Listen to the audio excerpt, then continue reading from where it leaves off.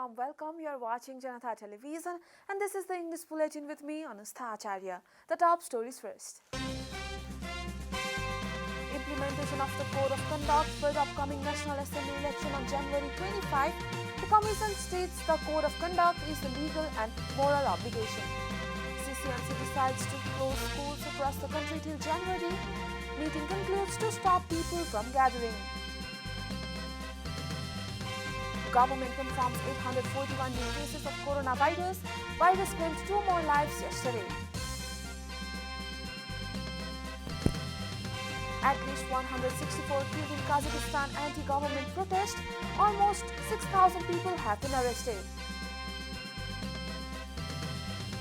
Australia says Djokovic given no visa assurances. The tennis star flew into Melbourne to defend his Australian Open title.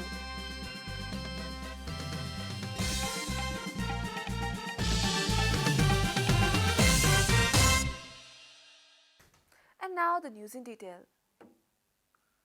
The Code of Conduct has been implemented from today for the election of National Assembly members to be held on January 25.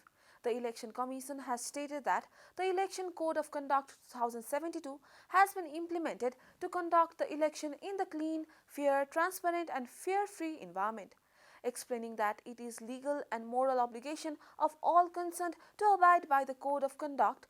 The Commission has stated that action will be taken in case of violation.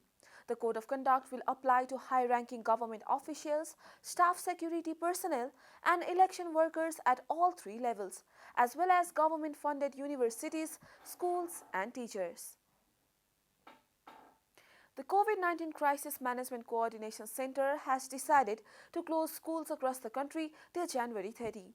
A meeting of CCMCC held at a time when coronavirus is on the rise has decided to stop more than 25 people from gathering in public places.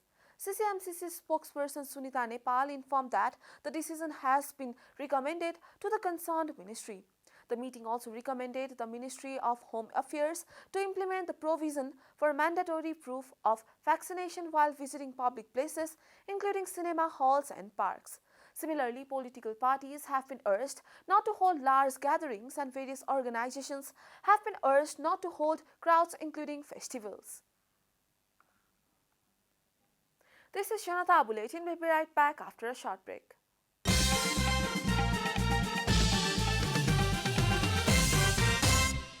Welcome back after the break. We continue with other national news. The government yesterday confirmed 841 new cases of coronavirus across the country. Following the latest round of tests, the total cases of coronavirus in the country have climbed to 832,589, while the number of active cases has dropped to 6,755. According to the Ministry of Health and Population, altogether 814,230 infected persons have recovered from the disease in the country. The death toll from coronavirus has climbed to 11,604 after the virus claimed 2 more lives yesterday. Nepal is currently among top 41 countries that have been most affected by the pandemic. The USA tops the list with over 61.26 million confirmed cases, followed by India with over 35.70 million cases. Coronavirus has infected more than 307.86 million people across the world and claimed over 5.50 million lives. Time for a short break here at Janata Bulletin. Stay tuned for international news.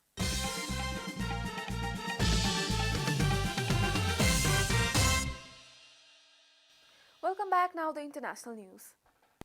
At least 164 people have died in Kazakhstan during violent anti-government protest, according to media reports citing health officials. It confirmed it would mark a sharp rise from the previous figure of 44 deaths. Almost 6,000 people have been arrested, including a substantial number of foreign nationals, Kazakhstan's presidential office said on Sunday. The demonstration, triggered by a rise in fuel prices, turned into huge riots as they spread across the country. They started on 2 January and grew to reflect discontent the government and former President Nursultan Nazarbayev, who led Kazakhstan for 3 decades and is still thought to retain significant influence. Last week, troops from countries including Russia were sent to Kazakhstan to help restore order. A state of emergency and a nationwide curfew remain in place. You are watching Janata Bulletin, and now the latest from the world of sports.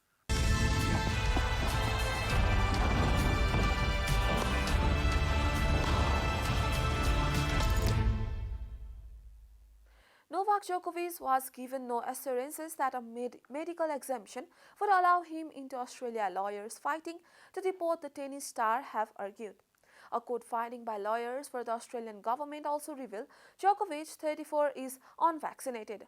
Australia's COVID border rules ban non-double vaccinated foreigners from entering unless they have a medical exemption from having the jabs. A court hearing is underway as Djokovic is seeking to stop his deportation. Djokovic's legal team argue a recent infection gives him a valid exemption. A Serbian tennis player flew into Melbourne last week, hoping to defend his Australian Open title, but instead he has been held in an immigration detention centre as his lawyer prepared to appeal against a decision by Australia's federal government to cancel his visa. We are at the end of Janata Bulletin, and the headlines once again. Implementation of the Code of Conduct for the upcoming National Assembly election on January 25, the Commission states the Code of Conduct is a legal and moral obligation. CCMCC decides to close schools across the country till January. Meeting concludes to stop people from gathering. Government confirms 841 new cases of coronavirus. Virus claimed 2 more lives yesterday. At least 164 killed in Kazakhstan anti-government protest. Almost 6,000 people have been arrested.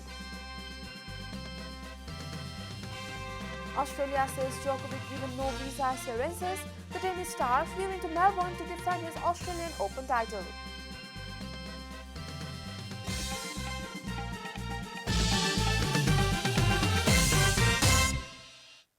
And that's all from the English News Desk for today. You can follow Janata Television and our programs on various social media platforms, including on our website janatasamachar.com.